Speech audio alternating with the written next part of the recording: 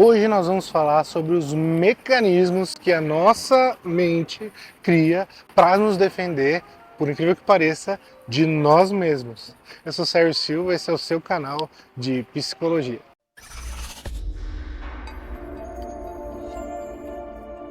Ok, muito bem-vindo, muito bem-vinda. Sou Sérgio Silva, sou psicólogo, mestre em psicologia e educação, especialista em terapia comportamental, atendo em psicologia clínica, online. E eu gostaria hoje de falar com você sobre esse monumento que está aqui atrás, que é o Palácio das Armas, né? A Praça das Armas aqui do Chile, que representa, na verdade, a defesa, tem a troca da guarda, né, todos os dias aqui, que na verdade representa a defesa de quem o povo escolheu para representá-lo. Então é uma defesa das pessoas que representam então essa eleição de maneira democrática. E o que isso tem a ver com psicologia? Por incrível que pareça, algo muito semelhante acontece nas nossas vidas, sabia? Até a nível de história, né, desde o começo ali no desenvolvimento da psicanálise, no final do século retrasado, uma das primeiras contribuições da psicanálise foi justamente os mecanismos de defesa do ego. E ali o Freud, ali na época, ele começou a perceber de que as pessoas, consciente ou inconscientemente, elas desenvolviam ali algumas estratégias para lidar, guarda esse termo, tá? Estratégia. Algumas formas, né, algumas estratégias de diminuir, dirimir a intensidade ou até mesmo a forma de lidar com eventos estressores. Então ele começou inclusive a denominar certas estratégias que ele chamou de mecanismos de defesa do ego. Então são maneiras da gente se defender da gente mesmo, né, do ego. Entendendo que a psicanálise divide, né, o ego, o superego e o id. O id, aqui rapidamente para você, os processos mais instintivos, né, que é aquele cérebro reptiliano, aquela pessoa dentro de você que quer a todo tempo a busca do prazer imediato a qualquer custo, independente de qualquer regra moral ou ética. O superego é o antônimo do id, onde existe uma elevação da moral, de uma elevação de critérios interiores, internos, até mesmo religiosos, de valores fundamentais, algo muito ético que entra em conflito muitas vezes, e o ego é esse mecanismo que está no meio, tomando muitas vezes essa decisão de quem ouvir ou fazendo aí esse fiel da balança entre as duas coisas. E o mecanismo de defesa do ego que o Freud identificou, quando o ser humano, ou quando o indivíduo entrava em contato com algumas fontes estressoras, ele começou a dar alguns nomes, por exemplo, sublimação, que é quando a pessoa, ao invés de entrar em contato com aquilo, ela começa a criar mitos ou histórias, ou até mesmo religiosas, de forma assim, então, como um exemplo, né, chulo aqui, mas não, então se eu morrer, eu vou para o céu. Muitas vezes pode ser entendido como uma forma de sublimação. Eu pegar algo ruim e converter aquilo em forma de metáfora, em forma de uma criação. Isso tem a ver com crença e tal, nem quero entrar nisso, mas é uma maneira que o ego encontra de lidar com esse sofrimento. Eu posso, por exemplo, então, racionalizar. Então, eu entro em contato ali com alguma coisa muito difícil para lidar, então eu começo, não, por conta disso, daquilo, elaborar algumas teorias, algumas razões do porquê aquilo não foi alcançado, porquê que aquilo não vai dar certo, etc e tal. Eu posso, por exemplo, negar. Então, um instrumento de negação, isso pode ter acontecido agora, por exemplo, com o meu exemplo, né? O instrumento de negação não, isso não serve para mim. Então, eu afasto, seja esse vídeo passando para frente, eu afasto qualquer outra informação daquilo que vai contra aquilo que eu acredito, aquilo que eu quero. Então eu faço, essa é uma maneira de se esquivar desse meu processo de sofrimento. Eu tenho também a repressão, então é onde eu tenho um incômodo tão grande de sentir ou de pensar isso, que eu coloco dentro de mim, às vezes até mesmo me punindo fisicamente ou mentalmente, para que eu não tenha ou não sinta alguns sentimentos que eu possa vir a ter. E aí isso foi muito rico porque já no primeiro momento enriqueceu e embasou e ferramentou muito a psicanálise já ali no começo. Para nós aqui, um pouquinho depois, o próprio Aaron Beck, um dos prepulsores da terapia cognitivo-comportamental, ele era um psicanalista e ele quis trazer para o campo experimental justamente algumas dessas hipóteses da psicanálise. E ele começou a perceber, principalmente em pacientes depressivos, que existiam alguns processos cognitivos típicos de pessoas em depressão ou em sofrimento cognitivo. E aí ele começou a identificar alguns padrões de pensamento que interferiam naquele estado emocional, para além dos próprios mecanismos de defesa do ego. E aí nós entramos na premissa básica da terapia cognitivo-comportamental, que é, diante da situação, eu tenho um processamento cognitivo, esse processamento cognitivo vai gerar em mim as reações emocionais, fisiológicas, comportamentais, certo? Porém, esses pensamentos, eles não nascem simplesmente aleatoriamente, eles têm a sua origem, né, nas crenças nucleares.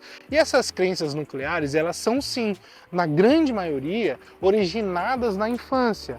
Mas elas não só ficam na infância, elas vão ser então repostuladas ou colocadas à prova, ou reafirmadas ou remodeladas ali na adolescência, que é onde, inclusive fisiologicamente, nós estamos nos readequando, onde o nosso cérebro está se especializando naquilo que eu elejo como valores, naquela minha própria colocação sobre o mundo e as pessoas e a importância do grupo para mim mesmo. Isso fisiologicamente acontece na adolescência. E as crenças são, então, a calcificação dessas certezas que nós vamos criando sobre três aspectos, que é sobre mim, sobre o outro e sobre o mundo. Ou seja, como as coisas funcionam, né? Se eu acredito, por exemplo, que quem estuda se dá bem na vida, essa minha crença, ela pode não ser uma verdade absoluta, mas se é uma crença que eu elegi para mim, isso vai moldar muito dos meus pensamentos, consequentemente os meus comportamentos. Muitas vezes eu vou deixar de ir numa festa ou alguma coisa assim, por quê? Porque eu acredito que quem estuda se dá bem na vida. Logo, se eu estudo, eu vou me dar bem na vida. Se eu quero me dar bem na vida, eu vou estudar. Entende? Então eu criei essa crença a respeito do mundo. Como as coisas funcionam. Isso também acontece quando eu tiro conclusões, eu crio verdades sobre as pessoas. Eu coloco então se as pessoas são boas, se elas são más, se elas são colaborativas, se elas gostam de mim, se elas são ameaçadoras, e isso vai então determinar muito de como eu vou então ter os pensamentos automáticos, consequentemente de como eu vou me comportar em situações em público. Outro exemplo são crenças que eu tenho a respeito de mim. Ou seja, eu posso ter uma crença de que eu sou muito capaz, ou de que eu sou muito amado, ou de que eu sou muito bonito, e o contrário também é verdadeiro. E não raramente também acontece. Onde nós denominamos então de crenças nucleares disfuncionais. E elas são basicamente três grupos. Depois o Jeffrey Young estende, tá, na teoria dos esquemas e tudo, a ampliação do conhecimento dessas crenças, mas isso é uma conversa para um outro momento. Mas basicamente eu tenho crenças de desamor, desamparo e desvalor. Então, se eu acredito, por exemplo, que eu não sou capaz de executar uma função, seja porque lá na minha infância, ou na minha adolescência, ou durante a minha trajetória eu fui tirando conclusões a respeito disso, coisas que eu fui então pensando e tirando para mim essa ideia de que eu não sou capaz, quando eu sou colocado numa situação de exposição, quando eu sou colocado num novo desafio, e aí vem muito assim da síndrome do impostor, ou até mesmo daquele complexo de vira-lata, ou daquela questão de que às vezes eu não vou conseguir subir um elevador, ou eu não vou conseguir entrar naquele avião, eu não vou conseguir, porque lá no fundo eu não me sinto capaz. De igual maneira, eu posso ter as crenças de desamor, que é onde eu não me sinto amado. Então vai ser muito difícil eu estabelecer relações duradouras, significativas, porque lá no fundo eu tenho dificuldade de receber e muitas vezes até mesmo de expressar. E são características de crença e cada um vai desenvolver as suas, que essas crenças elas têm, né, como eu disse, essa questão do tempo, mas elas também têm um processo que a gente chama de profecia autorrealizadora, que se elas não são recolocadas em questão, elas tendem a se justificarem em si mesmas. Então, é como se as coisas vão acontecendo, aí o pensamento, tá vendo? Eu falei que você não era capaz. Tá vendo? Você foi tentar, tava na cara que você não ia conseguir. E aí, os seus históricos de vidas, eles vão sendo cognitivamente selecionando, através até mesmo de distorções cognitivas, né? De filtro mental, etc. E aí eu vou, então, me reposicionando de maneira com que eu vou cada vez mais calcificando essa crença e tendo isso como uma verdade absoluta. E o que acontece, o que isso tem a ver com a Praça das Armas aqui no Chile? De que não é uma coisa gostosa quando você ouve, olha, você não é capaz. Não é um negócio legal de ouvir que, ó, você não é amado. Não é uma coisa legal de se ouvir, principalmente de você mesmo, que, olha, você não presta, você não é uma pessoa boa, né? São coisas que a gente não quer ouvir. Arranha o nosso ouvido, não desce em redondo, né? Como se diz, desce quadrado, desce engasgado. E o que o nosso processo cognitivo faz para nos defender de nós mesmos? Algo muito semelhante ao que o Freud foi identificando lá já no começo, só que por essa nova ótica leitura, que é justamente essa percepção dos mecanismos de defesa do ego, só que de uma maneira de que eu crio estratégias compensatórias para lidar com essa crença. De outras maneiras, eu começo então, se eu não sou legal, então é melhor que eu seja inteligente. Então é melhor que eu vá muito bem nas notas, daí eu vou ter amigos, porque as pessoas vão querer estudar comigo ou passar cola comigo. Ou se eu não sou bonito, aí vem lá aquela voz, né? Olha, você não é bonito. Então eu tenho lá, então se eu não sou bonito, é melhor que eu seja legal. Então, se eu for legal, pelo menos eu não sendo bonito, as pessoas vão querer ficar perto de mim, eu não vou sentir tão incapaz, ou tão desamado, ou tão não suficiente para receber esse afeto. E aí eu vou criando estratégias. E aí como é que a gente vai percebendo isso na clínica? Nessa verbalização exatamente como me trouxe. Se tararã, tararã, tararã, então tararã, tararã, tararã. Então, se eu acredito que quem estuda vai se dar bem na vida, que foi o exemplo que eu usei antes, então é melhor que eu estude muito caso eu queira me dar bem na vida. Porque eu não quero entrar em contato com a minha verdade de que eu sou incapaz. Então, logo, eu tenho que, se eu sou incapaz, então eu tenho que estudar. Porque quem estuda se dá bem na vida. E eu estou dando alguns exemplos aqui para ficar um pouco mais palpável, mas as combinações são extremamente individuais e não só únicas. Cada pessoa tem o seu desenvolvimento de crença, para um lado, para um outro, de uma maneira, de outra, como essas crenças foram validadas, e tudo isso vai ser feito manualmente. Por isso o processo de terapia muitas vezes é um processo individualizado, porque nós vamos então olhar para o desenvolvimento dessas crenças, muitas vezes para o desenvolvimento desses esquemas, que é o formato da crença, e ressignificar isso. E ressignificar isso, eu costumo dizer que é quase que... Você sabe aquele carrinho torto do supermercado, que ele sempre vai para aquele lado? É a gente saber que por conta das nossas crenças nucleares, os nossos pensamentos automáticos, eles tendem a ir para aquele lado. E aí eu tenho então estratégias para remanejar o percurso, porque eu sei que se eu manter as estratégias anteriores, eu não vou alcançar resultados diferentes. Então é muito desse processo que nós vamos experimentar dentro do processo psicoterapêutico. E é uma maneira que a nossa mente tem de nos protegermos justamente de nós mesmos, para que nós não entremos em contato com aquilo que nos gera sofrimento.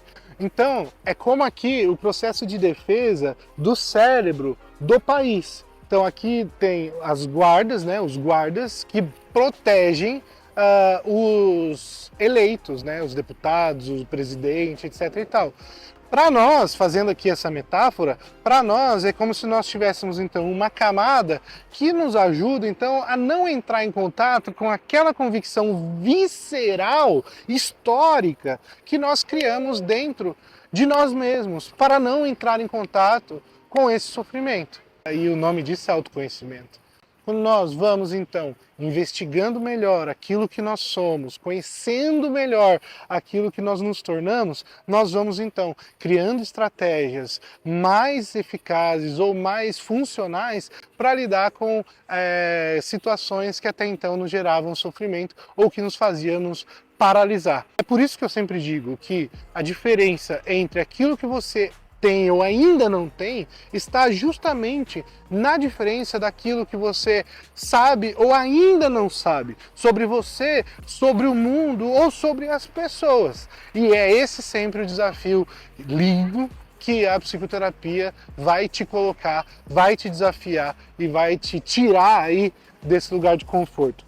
Eu trabalho com psicoterapia, mas eu não consigo atender, né, toda a demanda, mas alguém da minha equipe provavelmente também vai poder te atender, ou eu mesmo faço questão, caso você encontre dentro de você alguma motivação para que haja de maneiras diferentes, se entenda melhor a maneira com que você está alternando e queira então desenvolver novas e funcionais estratégias compensatórias para lidar então com as suas crenças nucleares, sejam elas funcionais ou disfuncionais. Uou, espero muito ter te ajudado, tá? Esse vídeo foi feito com muito carinho, eu tinha gravado mais da metade, aí eu vi que não estava gravando, vocês viram que eu fiquei olhando aqui algumas vezes pro relógio para ver se estava gravando. Deu trabalho, e se você é até aqui, eu espero muito contar com o seu joia aqui, porque por causa desse joia que alguém deu que esse vídeo chegou até você, então eu espero contar também com a sua ajuda. Para mais informações sobre terapia cognitivo-comportamental, sobre psicologia, sobre mim, sobre minha equipe, sobre o Instituto 5S, sergiosilva.net. Eu espero muito, muito, muito ter te ajudado, de coração. Tudo bem? Hasta luego! Até já! A gente se vê!